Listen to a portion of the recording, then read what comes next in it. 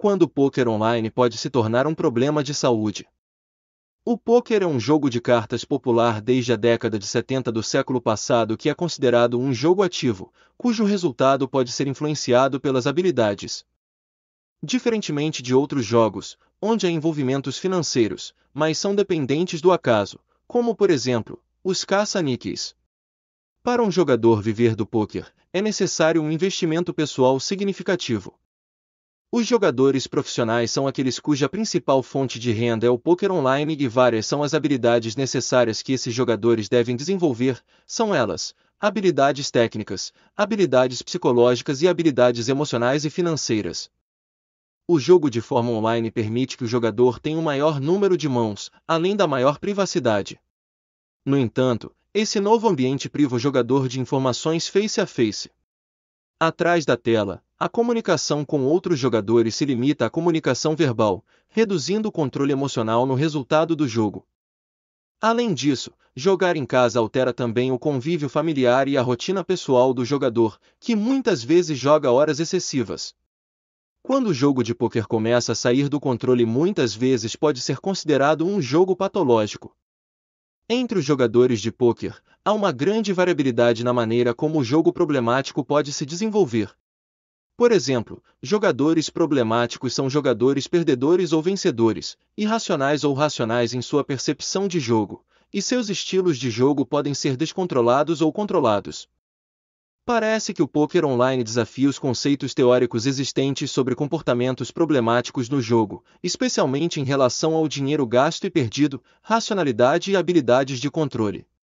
Esses fatores nem sempre estão ligados a ganhar ou perder, mesmo que a perda seja um fator que muitas vezes influencia, mas a euforia em ganhar também pode gerar problemas.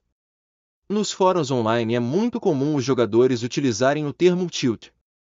Esse termo aparece quando os jogadores não conseguem mais controlar suas decisões de forma racional e experimentam um sentimento de frustração. Esses episódios podem estar associados a fatores externos ao jogo, como cansaço, ou relacionados ao jogo, como por exemplo, uma perda estatisticamente improvável. O tilt leva o jogador a perder o controle sobre o jogo, devido à dificuldade de controlar as emoções e com isso ter as decisões cognitivas afetadas, ou seja, dificuldade em tomar decisões corretas. Alguns jogadores entre aquela perspectiva de que devem continuar a jogar a fim de recuperar o dinheiro ou de que a sorte vai virar. Nesse sentido, o tilt pode ser considerado uma forma transitória de jogo patológico e uma porta de entrada para o desenvolvimento de um problema mais duradouro. Quando o pôquer se torna um problema duradouro, o jogador pode apresentar psicopatologias, como por exemplo, transtorno de ansiedade, impulsividade e até depressão. Estudos mostram que jogadores recreativos em comparação com jogadores problemáticos apostam quantias diárias menores de dinheiro e têm menos transtornos de ansiedade. Além disso, parece que jogadores virtuais têm 3 a 4 vezes mais risco de serem jogadores compulsivos do que aqueles que jogam em torno de uma mesa. Ainda não está bem claro se jogadores mais experientes ou os mais jovens estão em maior risco de se tornarem jogadores patológicos. Alguns estudiosos do assunto afirmam que ser um bom jogador significa ter maior autocontrole e enfrentamento adaptativo e regulação emocional, o que pode ser um fator de proteção contra o jogo problemático.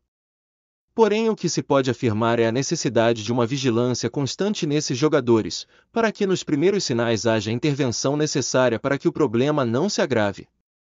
Saiba mais acessando o site www.renatolisboa.com.br e www.institutolisboa.org.br.